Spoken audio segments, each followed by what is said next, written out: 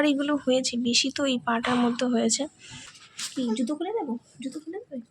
জুতো খুলে দেবো?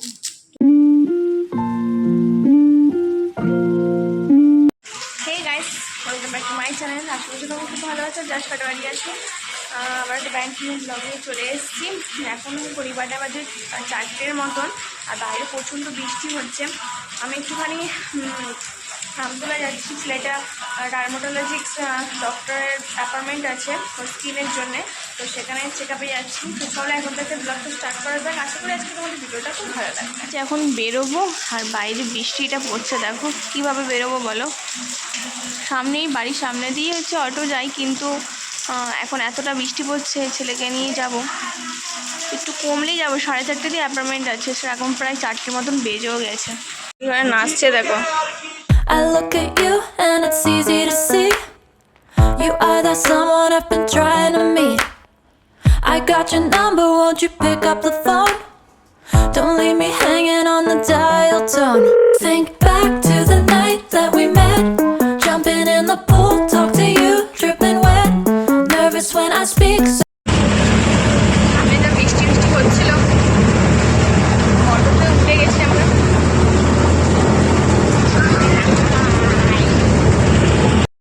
বৃষ্টি হলে সারাটা রাস্তা প্যাচে কাদা ভর্তি।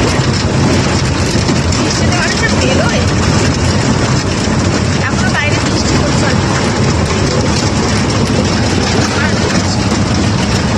রাস্তাতে অটো চলছে ঠিকই, কিন্তু রাস্তাঘাট এতটাই খারাপ হয়ে আছে এখনো, মানে অর্ধেকটা সবে হচ্ছে ওই পিচ হয়েছে, আগেও পিচ ছিল, সেটা নষ্ট হয়ে গেছিলো বলে আবার ডবল করে পিচ রাস্তা করা হচ্ছে। এখন দেখো না কতটা কাদা রাস্তায়। এই যে পৌঁছে গেছি, এবার জাস্ট ঢুকবো, এই দিয়ে উঠছি উপরে। এদিকে এদিকে এদিকে। আর এই যে ঢুকে গেছি, ভিতরে গিয়ে ভিডিও করতে পারবো কিনা জানি না, কিন্তু ডাক্তারটাকে আগে দেখাই। ওখানে যে বুকটা করেছিলাম সেখানে হচ্ছে কথাবার্তা হলো, আর এখানেই বসতে দিয়েছে। এখনও ডক্টর আসেনি, এখনও বললো 10 থেকে 15 মিনিটের মতো লাগবে, তো কখন আসে দেখা যাক। আর এই যে বাবু বসে রয়েছে, মা বসে রয়েছে এখানে। তো চলো, ডাক্তার কখন আসবে দেখানো যাক। তোমাকে দেখাবো? কী বলবে? বললো আমি ডক্টর চেক আপে এসেছি। কি জুতো খুলে দেবো? জুতো খুলে দেবে? জুতো খুলে দেবো? জুতো খুলে বসবে?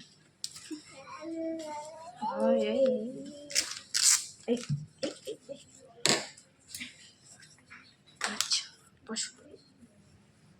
এর মধ্যে যে র্যাশটা বেরিয়েছে, কিস থেকে বেরিয়েছে বোঝা যাচ্ছে না, তো তার কারণেই ডক্টরটা। দেখি হাতটা, দেখি হাতটা, দেখি দেখি হাতটা, এই হাতটা দেখাবো। এই হাতটা তো মোটামুটি ভালো হয়ে গেছে, আবার এগুলো হয়েছে বেশি, তো এই পাটার মধ্যে হয়েছে, তো তার কারণেই চেক আপ করতে আসা।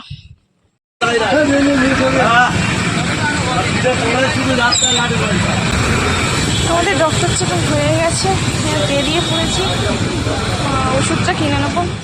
আর ওষুধ না কমপ্লিট হয়ে গেছে, এই ওষুধ নিয়ে নিয়েছি। আর একটুখানি এটিএমে ঢুকেছি, মা এটিএমে টাকা তুলবে, তো তুলে নিই, তারপর বাড়ি যাবো। এই সবে বাড়িতে আসলাম, আর হচ্ছে রাস্তার মধ্যে ভিডিও টিডিও করিনি। আর ওষুধ খুঁজতে গিয়ে, মানে যেসব মেডিসিনগুলো দিয়েছিল সেটা খুঁজতে গিয়ে অনেকটা রাত হয়ে গেছে। রাত হয়ে গেছে বলতে মানে ওই সন্ধ্যা টাইপের হয়ে গেছে, 7:30টার মতন বেজে গেছে এখন। আর ছেলে আস্তে আস্তে ঘুমিয়ে পড়েছে, তো ওই ঘরে কেউ ঘুম পাড়িয়েছি, মানে ব্যাগও রাখিনি, ওকে এসে শুয়ে দিয়েছি, কারণ কোলের মধ্যে ঘুমিয়ে গেছিলো, তো এসে শুয়ে দিয়েছি। আর ও ঘুম থেকে ওঠার পরে কিছু খাবার নিয়ে এসেছি, সেগুলো একসাথেই খাওয়া হবে। কখন উঠবে জানি না, ওই 8টা 8:30টার মধ্যে হয়তো উঠে যাবে, তখন খাওয়া দাওয়াটা করবো। ওই চিকেন পকোড়া, তারপর হচ্ছে তোমার এগ রোল, এগুলো নিয়ে এসেছি, এগুলোই খাওয়া দাওয়া করবো। কি বলতো, ও ঘুমিয়ে থাকলে আর আমরা যদি এগুলো খেয়ে নিই, ও একটু করে একটু খাই, তো তাই ভালো লাগে না। তো মা বললো যে ও ঘুম থেকে উঠুক, তারপরে খাওয়া দাওয়াটা করবো সবাই মিলে একসাথে। তো চলো এখন হচ্ছে একটুখানি ফ্রেশ ট্রেশ হয়ে নিয়ে তারপর আবার তোমাদের সাথে দেখা হচ্ছে। এই যে বাড়িতে হচ্ছে নিয়ে এসেছিলাম ললিপপ, চিকেন ললিপপ আর রোল। সোনার দুধ খাওয়া হয়ে গেছে, তারপরে এই চিকেন ললিপপটাকে ধরে কাটছে, সবে ঘুম থেকে উঠলো, আর আমতলা থেকে আসার সময় ঘুমিয়ে পুরো এসছে। ফ্রেশ হলাম, আর এই যেখানে বাবু আছে আমি বলছে আমি এখানে চার্জ দিয়ে ভিডিও করছি, আমার কোনো একটুকু চার্জ নেই, 15% আমার পরে চার্জ পড়ে আছে, তার জন্য চার্জটা দিয়ে এখানে ভিডিও করতে হবে। চলো বিছানাটা গুছিয়ে নিই আর শোয়ার জন্যে, আর বাবুকে খাই দিই, ব্যাস রাত্রে একটুখানি কমপ্লিট হবে। নেক্সট সকালে তোমাদের সাথে আবার দেখা হচ্ছে। আমি তোমাদের বলেছিলাম যে পরের দিন সকালবেলা থেকে ভিডিওটা স্টার্ট করছি, কিন্তু সকালবেলা উঠে আমার একটুও মানে সেরকম এনার্জি পাইনি যে ব্লগটা স্টার্ট করবো। আচ্ছা সারাদিনটা এরকমভাবেই কেটে গেল। তো কেটে যাওয়ার পরে এখন রাত 10টার মতন বাজে, আর আমি এই ভিডিওটা এখন করছি, আর সারাদিনের পরে এখন করছি। তো কালকে তো তোমরা দেখলে যে ডক্টর দেখিয়ে আসলাম, আর তারপরে ডক্টর কি বলেছে তোমাদেরকে তো জানানো হয়নি। অ্যাকচুয়ালি কি আমার ছেলের যে স্কিনে যেগুলো হয়েছিল সেগুলো হচ্ছে মশা কামড়ানোর পরে বা পিঁপড়ে কামড়ানোর পরে এই ধরনের একটা র্যাশ হয়। তো অনেক বাচ্চার হয়, সব বাচ্চার হয় না, অনেক বাচ্চারই হয়। তো সেই কারণে সেখান থেকেই র্যাশটা হয়েছে। এবার এই র্যাশটা নাকি 5 বছর 6 বছর পর্যন্ত থাকবে, মানে যতই ও এখন ডক্টর দেখুক না কেন বা যাই ক্রিম লাগাক না কেন, যাই ব্যবহার করুক না কেন, এই জিনিসটা প্রসেসটা নাকি 5 বছর পর্যন্ত হবে। কিন্তু ডক্টর বললেন যে আমি যে ওষুধগুলো দিচ্ছি হয়তো পুরোটা সারবে না, এখন একটুখানি হয়তো সারবে, আবার হয়তো হতে পারে, এর চান্সটা বেশি আছে। তো যখনই হবে তখনই উনি যে মেডিসিনগুলো প্রেসক্রাইব করেছে সেগুলো আমি অ্যাপ্লাই করব। তো দেখা যাক কতদূর কি হয়। এখন উনি 1 মাস পর্যন্ত তো সব ওষুধপত্র লাগাতে বলেছে, আর হচ্ছে খাবারও ওষুধ দিয়েছে, কিন্তু এর মধ্যে একটুখানি আবার গন্ডগোল হয়। রুমের ভেতর বোন পড়ছে বলে তার জন্য আমি বাইরে আসলাম একটুখানি কথা বলতে সিঁড়ির সামনে। তো যেটা বলছিলাম যে কি কাণ্ড ঘটেছে, অ্যাকচুয়ালি কি ছেলেকে তো কালকে যে ডক্টর দেখিয়ে নিয়ে এসেছি, তারপর তো মেডিসিন দিয়েছিল, সেই মেডিসিনগুলো আমি এখন চালু করতে পারবো না। কাল রাত থেকে একটুখানি ছেলে সর্দি মতন করেছে, আমাকে অ্যান্টিবায়োটিক স্টার্ট করতে হয়েছে। তো এখন ওই অ্যান্টিবায়োটিকগুলো খাবে, আর ডক্টর বললেন, সকালবেলা ফোন করেছিলাম, তো ডক্টর বললেন যে অ্যান্টিবায়োটিকগুলো যখন শেষ হবে তারপর থেকে ওই ওষুধগুলো স্টার্ট করতে। তার কারণে ওকে ওই এখন র্যাশের জন্য যে ওষুধগুলো খাবার দিয়েছে সেগুলো আমি স্টার্ট করতে পারবো না। তো এখন এই যেগুলো মোলামগুলো দিয়েছে, যেগুলো আর কি গায়ে মাখানোর লোশনগুলো দিয়েছে, সেগুলো অ্যাপ্লাই করবো। আর কি করা যাবে, আমার বাবুকে যতই মশা থেকে সেফটি রাখার চেষ্টা করি না কেন, ওকে জানি না যে কোথা থেকে মশাগুলো এসে ওকেই কামড়ে নেয়। আর কি বলতো, বাড়িতে তো সব কিছুই যেগুলো মশা থেকে প্রোটেক্ট করার জন্য সেগুলো তো ইউজ করা হয়।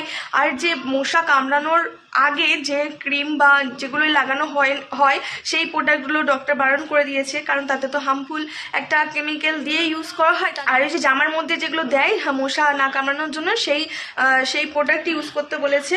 তো দেখা যাক কতদূর কি হয়। মাখাই তো 1 মাসে ডক্টর মেডিসিনগুলো দিয়েছে, সেগুলো ইউজ তো করি, তারপরে তোমাদেরকে এন্ড অফ দ্য রেজাল্টটা বলবো। ও আর ডক্টরটা বলেছে যে হচ্ছে ফটো তুলে রাখতে, যে আশা করছে কমছে কিনা, 1 মাসের মধ্যে কমেছে কিনা, এখন কিরকম পাটা আছে, পরে কিভাবে কিরকম পাটা থাকবে সেটা একটা পিকচারও তুলে রাখছে। আমার না ডক্টরটাকে এত ভালো লেগেছে, এত মিষ্টি কথায় এত ভদ্রভাবে কথা বলেছে, তোমরা ধারণা করতে পারবে। আমি জানি না তোমাদের এই লাস্টটুকু পার্ট কেমন লেগেছে না লেগেছে, কারণ আমার মনে হয়েছে জানানোটা দরকার ছিল। কালকে আমি যে ডক্টরের চেক আপে গিয়েছিলাম সেখানে কি বলেছে ওর স্কিনের ব্যাপারে, সেগুলো মনে হয়েছে তোমাদের একটুখানি জানাই, তো তার কারণে একটুখানি শেয়ার করলাম। আর কালকে সকালবেলা খাওয়া দাওয়া করে দুপুরবেলার টাইমটা মানে 5টা নাগাদ আমি বেহালার বাড়ি চলে যাচ্ছি, মানে শ্বশুরবাড়ি চলে যাচ্ছি, এতদিন ছিলাম আমার বাড়িতে। তো চলো আজকে ভিডিওটা এখানে শেষ করেছি। যদি কিছু ভালো লেগে থাকে ডু লাইক শেয়ার সাবস্ক্রাইব করতে বলবেন না। নেক্সট ভিডিওতে খুব তাড়াতাড়ি দেখা হচ্ছে। আজকে ভিডিওটা কেমন লাগলো সেটা কমেন্ট সেকশনে জানাও, কারণ তোমাদের একটা কমেন্ট আমি অনুপ্রেরণা পাই নতুন ভিডিও আনার জন্য। Take care, by.